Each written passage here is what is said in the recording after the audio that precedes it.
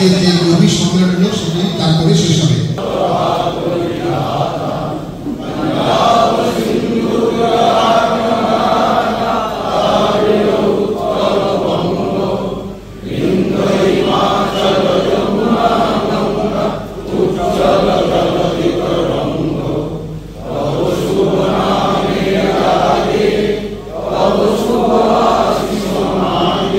যার ন্যায্য পাওনা, যার মাথায় ছাদ নেই, মমতা বন্দ্যোপাধ্যায় এটাই স্বপ্ন।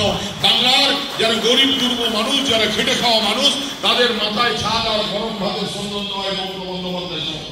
তাই এই স্বপ্নটা সার্থক করার দায়িত্ব আপনাদের। তো বন্দ্যোপাধ্যায়ের স্বপ্ন বাঙালির প্রতিটি মা বোনের উত্তরণ, প্রতিটি মা বোনের কে এগিয়ে নিয়ে যাওয়ার যে লড়াই, এই লড়াইকে আপনাদেরকে কাঁধে কাঁধ মিলিয়ে লড়াই করতে হবে।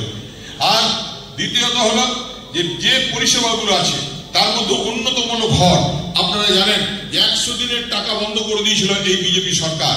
আজ যারা বড় বড় কথা বলছে, যারা বিজেপির নেতারা, শুভেন্দু অধিকারীরা, তাদের কারো হিম্মত হয়নি যে গ্রামের গরিব খেটে খাওয়া মানুষগুলো যারা ঘামে রক্তে ভিজিয়ে, যারা 100 দিনের কাজে লড়েছিল, যারা 100 দিনের কাজ করেছিল, যাদের 100 দিনের টাকা পাওনা ছিল, তাদের জন্য তদবির করা তো দূরের কথা, তাদের টাকা কেন্দ্রীয় সরকারকে দিয়ে আটকে দিয়েছে বুঝুয়া এই বিজেপি ফ্যাসিস্ট সরকার।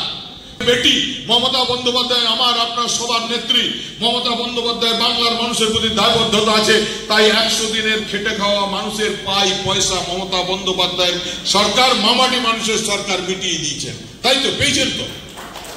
আর মমতা বন্দ্যোপাধ্যায় কথা দিয়েছিলেন যে গ্রামের মানুষ, গরিব মানুষকে শহরের জন্য যেমন আছে হাউস ফর অল, তেমনি গ্রামের মানুষের জন্য আছে বাংলার আবাস যোজনা। এই আবাস যোজনায় 12 লক্ষেরও বেশি মানুষকে ঘর দিয়ে মমতা বন্দ্যোপাধ্যায় ফার্স্ট ফেজের টাকা দিয়ে ইতিমধ্যে মানুষের অর্ধেক ঘর উঠে গেছে। সেকেন্ড ফেজের টাকাও এই সপ্তাহে প্রধানরা বলতে পারবেন, এই সপ্তাহে পঞ্চায়েত সমিতির সভাপতিরা বলতে পারবেন। পঞ্চায়েত সমিতির সভাপতি বুঝবেন 11 মাসের মাথাতে ইলেকশন হবে। আজ থেকে 11 মাসের মাথাতে ইলেকশন হবে। আপনারা বুঝতে পারবেন যে ইলেকশনটা কি হচ্ছে।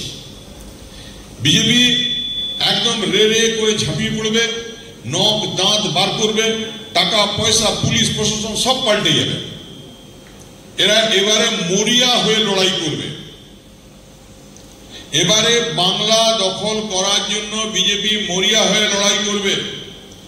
বোধহয় শুনলাম যে আবার সিবিআই আসবে, আবার ইডি আসবে, আবার এরা সবাই আসবে। একদম সত্যি কথা। কে ভেতর থাকবো কে বাইরে থাকবো জানি না, কিন্তু আমি তো দেখেছি 2021-এর লড়াই। 2021-এ যখন আমি লড়তে নেমেছিলাম, তখন আমি দেখেছিলাম আমরা এক এক জায়গায় আমরা লড়াই করেছিলাম। আপনারা জানেন কিনা জানি না, অনেকেই যারা আমার খুব ঘনিষ্ঠ তারা জানে, অসিত-টসিতেরা সবাই জানে যে আমার যেদিন রেজাল্ট, মানে আমি যেদিন ক্যান্ডিডেট ঘোষণা হয়েছিলাম, সেদিন একটা স্লোগান দিয়েছিলাম। সেই স্লোগানটা কি জানেন?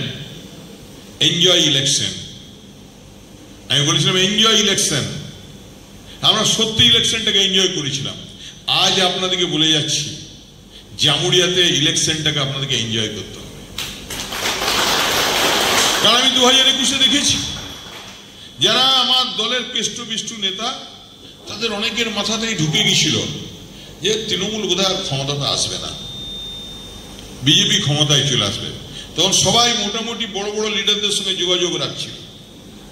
সবাই ভাবছিল পাঁচিলের উপর বসেছিল যে একটু এদিক ওদিক হলে এদিকে টপকাবো বা ওদিকে টপকাবো। কিন্তু যারা পাল্টায়নি, যারা দাঁতে দাঁত চিপে লড়াই করেছিল, যারা কোমরে গামছা বেঁধে লড়াই করেছিল, যারা রোদে ঘামকে উপেক্ষা করে মমতা বন্দ্যোপাধ্যায়ের জন্য লড়াই করেছিল, তারা হলেন তৃণমূলের সাধারণ কংগ্রেস তারা কর্মীরা। আপনারা হলেন সেই সাধারণ কর্মীরা। নেতা আসে যায়, কর্মী পাল্টায় না। কর্মীরাই মমতা বন্দ্যোপাধ্যায়কে 2011 থেকে এখনো পর্যন্ত 3টে টার্ম ক্ষমতায় এনেছেন, ক্ষমতায় রেখেছেন। কর্মীরা বিশ্বাস করে যে চাঁদের কলঙ্ক আছে, মমতা বন্দ্যোপাধ্যায়ের কলঙ্ক নাই। লড়াইটা অল আউট লড়তে হবে এবং তার প্রস্তুতি এখন থেকে নিতে হবে। আপনাকে হাতের খাতাতে থাকবে যে কোন বুথে কত ভোট। আমি যেখানেই যাচ্ছি অনেকেই বলছে হেডমাস্টার এবারে টাস্ক দেবে। আমি শুনছি পিছন থেকে আমাকে বলছে এই রে এবারে হেডমাস্টার টাস্ক দেবে। ভাই দিদি হেডমাস্টার করেছে, টাস্ক তো তোমাকে নিতেই হবে।